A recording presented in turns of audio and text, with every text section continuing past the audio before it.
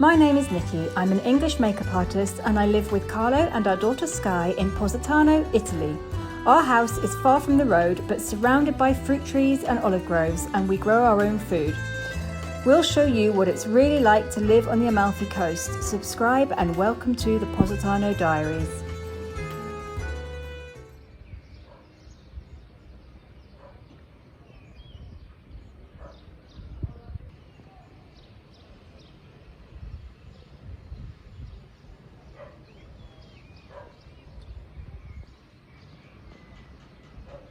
I am just on my way back up to Montepaschiuto from doing the shopping down in Positano, and I have just driven past this area here where there's a whole load of elderflower trees in blossom, and for ages I've wanted to gather some of the blossoms to make Oh, that's scary. There's the door open. What is that? That is absolutely terrifying.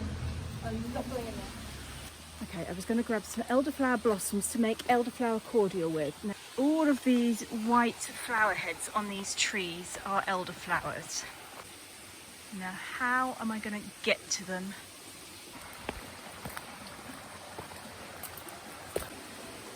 Okay, there's none up here, so I'm going to have to go back down and try and cross the riverbed. I don't think I can actually reach any of them without either a ladder or getting my feet very, very wet. I'm going to have to either find some other trees or come back with wellies on. And now I've got to walk past that absolutely terrifying, scary tunnel. What is that? I can't believe there's just some random tunnel right here. Weird. What else is there in Positano that I don't know about?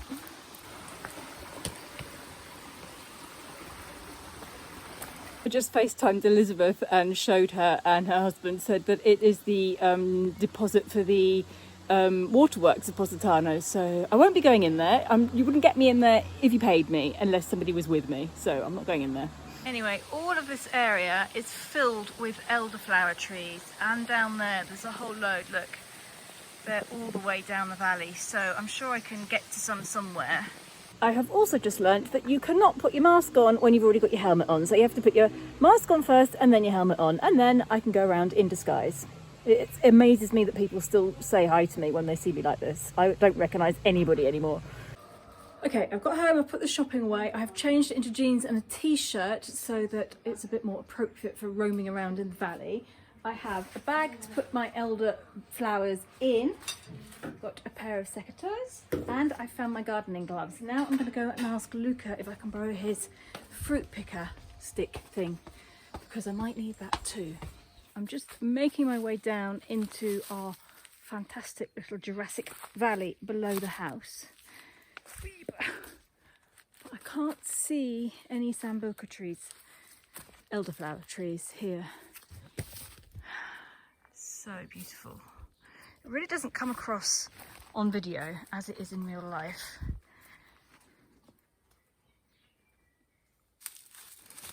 My faithful companion.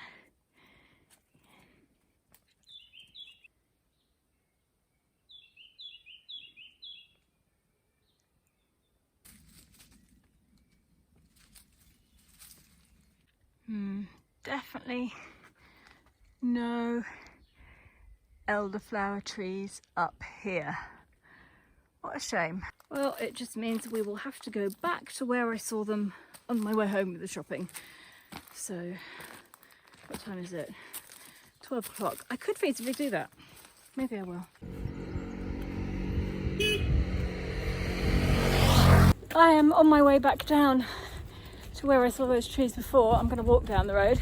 I am back in the valley, and I've picked one little bunch, and now I'm going to see if I can pick a whole load more.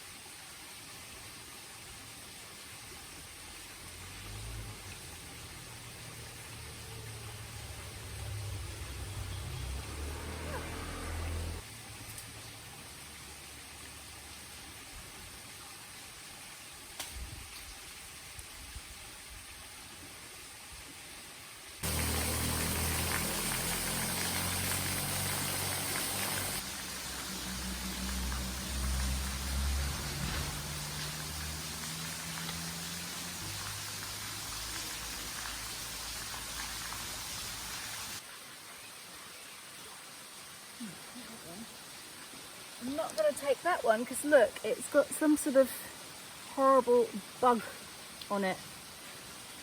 So I'll leave that one behind. I'll throw that back over. Right, back home, I've changed it out of my jeans. So I have to take all the little flower heads off. I have melted 4 cups of sugar into 8 cups of water so that the sugar has melted, and I'm now leaving that to cool because I want to do this cold. I don't want to cook the elderflowers. I want to steep them in cold sugar solution. And I thought while I do this, I will tell you a story. Today is VDay. It is the day that they celebrated the end of the Second World War.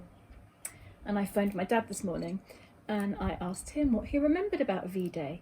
And so he told me a story, which I'm now going to tell you.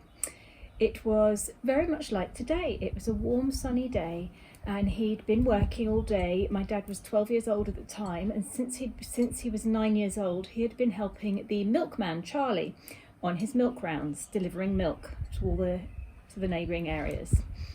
And so he was working all day with Charlie.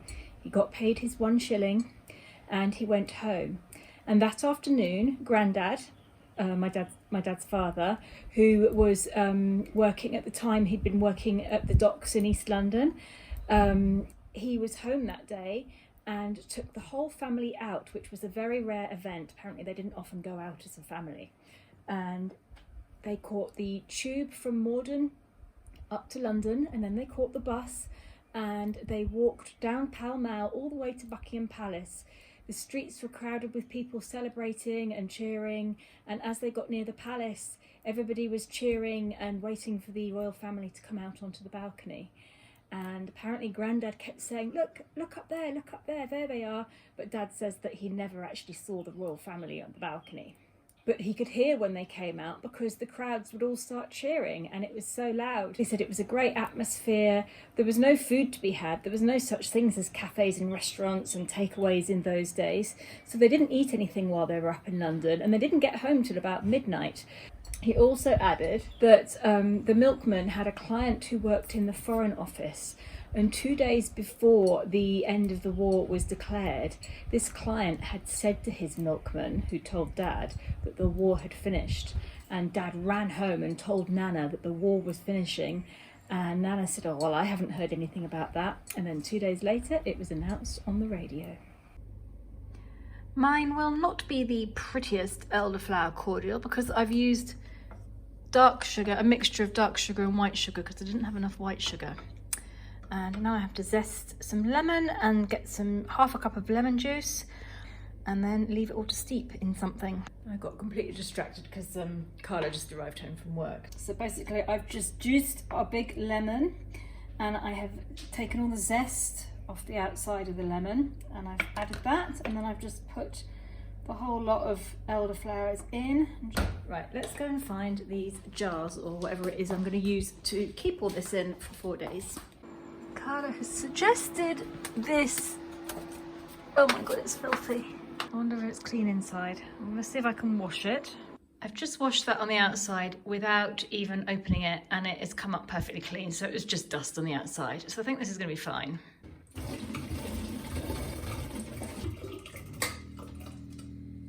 Well, it may look absolutely awful, but I'm sure it'll taste absolutely lovely. We have had some post today. This box has arrived from England. It's from my dad. There are some very important things in it. Underwear for Sky. Sky's clothes. So when Sky arrived, which was at the beginning of lockdown, in a bit of a panic, she only brought hand luggage, and her hand luggage was full of school books. So she hardly brought any clothes with her. All of her clothes have been left at her school. So Grandad has packed up what he can find. You never know what you're going to find in a box from my father. Now, I've had a few comments about the audio on my videos. I'm filming on an iPhone, guys. I haven't got camera equipment. I haven't got anything at the moment. But my dad has bought me a microphone. So hopefully this will make it better. Also saves me all the magazines from his Sunday papers. And he always uses them to pad out the boxes. Random bag of popcorn from Waitrose. He sent me a load of chocolate. Got a box of green and black. More chocolates. Lemon and ginger tea, because he knows I like that. Now, is this... There could be biscuits in here, but there might not, because it would be silly for him to send me Italian pastries from England. So not Italian pastries. What has he sent me here? Oh, so he cleaned out his cupboards in the kitchen recently, and he found about 6 bottles of vanilla extract. Now, you can't really buy bottles like this in Italy. They come in tiny little glass vials, like monodose vials. So he sent me 3 of his bottles of vanilla essence that he won't be using. Oh, he sent me a couple of things from my bathroom which I'd left there. Maybelline Fit Me foundation, which I really, really like. It's the American one. I don't know if it's the same as the English one, but he sent that out to me because I might not be going back for a long time. That which I left in the bathroom. A packet of Brazil nuts. Packet of pecan nuts. Dried mango. That's a sort of pretty much staple from my dad. Dear Mr. Story, your daughter Nikki asked me to post these. Oh, these are Sky's braces. She is due the last 2 sets of braces, so we've had to have them delivered from her dentist to my dad, and this was actually the main reason that we started putting a box together, that and the microphone. And none of my dad's boxes would be complete without some sort of jam, and he has sent me a Rose's lemon and lime jam. This is amazing, this stuff. And that's it.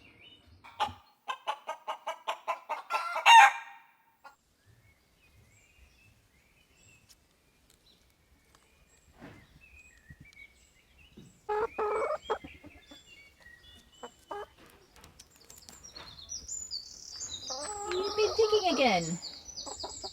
You're going to make your house fall down. All these holes.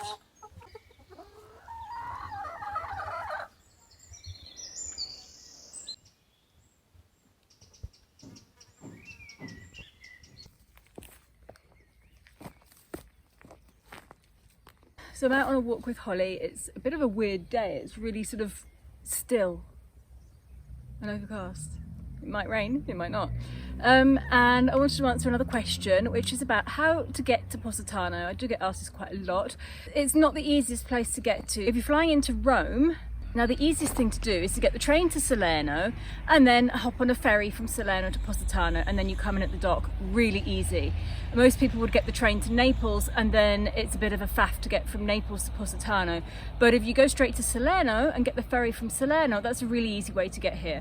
From Naples, I'd say if there's 2 or more of you and you can splash out on a taxi, it's going to be maximum, I'd say, about €60 each. Do it, because it's going to save you a hell of a lot of trouble. If you can't afford that, there are car sharing services such as Positano Shuttle or public transport, which is not fun, but it's an experience. You can get the Circumvesuviana train from Naples to Sorrento, and then you can get a bus from Sorrento to Positano. There's an airport bus from Naples to Piana di Sorrento or Meta di Sorrento or Sorrento itself, and that gets you into Sorrento, but you still got to get from Sorrento to Positano.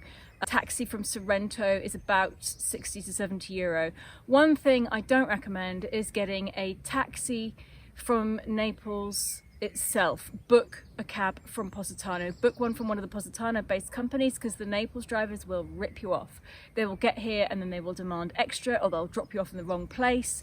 It happens all the time. So if you're going to go by cab, book a cab from here, Positano limousine service or one of the local cab services, much more reliable than the Naples taxi companies.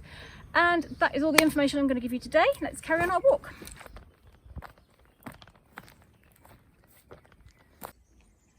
I love all these wildflowers. These pink ones are valerian, by the way. So lovely. What have you found, Holly?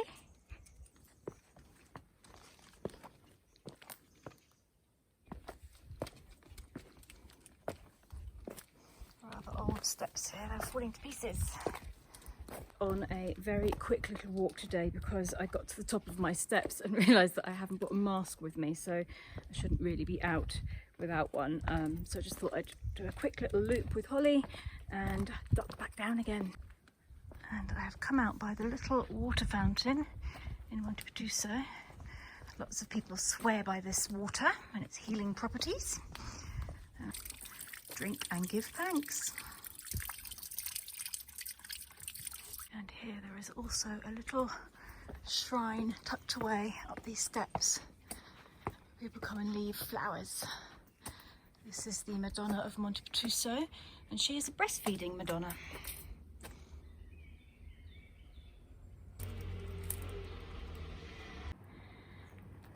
Now, I may be wrong, but when I was little, these flowers were on English hedgerows, and we used to go, "Grandfather, grandfather, pop out of bed." Yes, it is them. It works. Bit of a waste of a flower though. I won't do another one. And I have absolutely no idea why poor grandfather would have had to pop out of bed. Poor thing.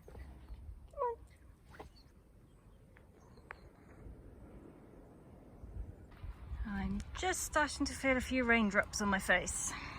Yes, and usually when the Galley Islands vanish like that, it means there is rain between there and here. Time to go home. Come on, Holly, let's go.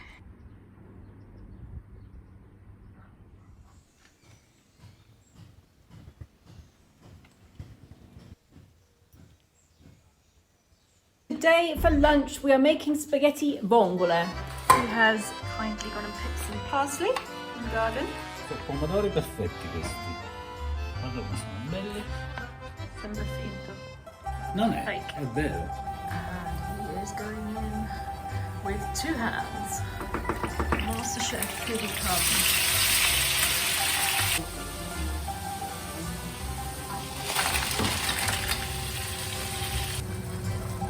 Venite a vedere le cozze come si le vongole come si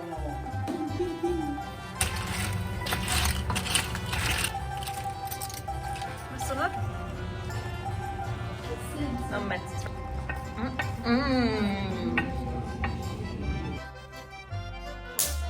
qua, perché sono 4 minuti, che gli dice? Non voglio 4 minuti.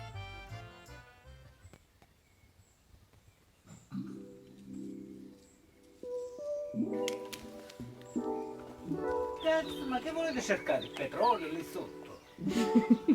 Voi vi accappottate la casa addosso se non la smettete di scavare.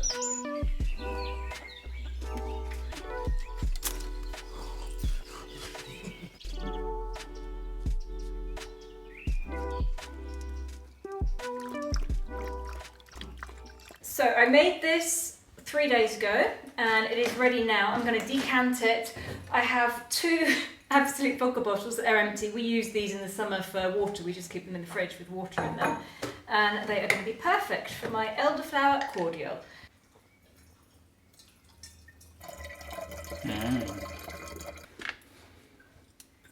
Vuoi mettere quella bottiglia meglio? Okay, we're going to keep these in the fridge. I haven't tried it yet. Let me finish doing this and then we will try some. Possiamo fare l'acqua frizzante? Abbiamo la bombola dentro il soda stream. Penso di sì. Facciamo un brindisi? Cheers! Guarda che se muoio ti faccio pagare i danni, eh? Ha un sapore che non ho mai sentito prima. No? No. Vedi com'è? Magari È leggerissima. Oh, these Italians are suspicious when there's something new. No, è buono. Fatto la faccia strana.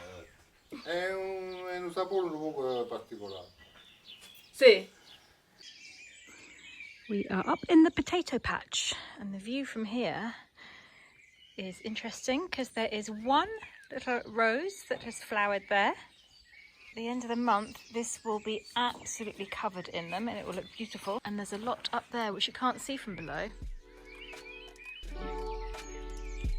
No, mica ci riesce tutti quanti insieme. Perché ci riesce prima. Passato tutti quanti insieme.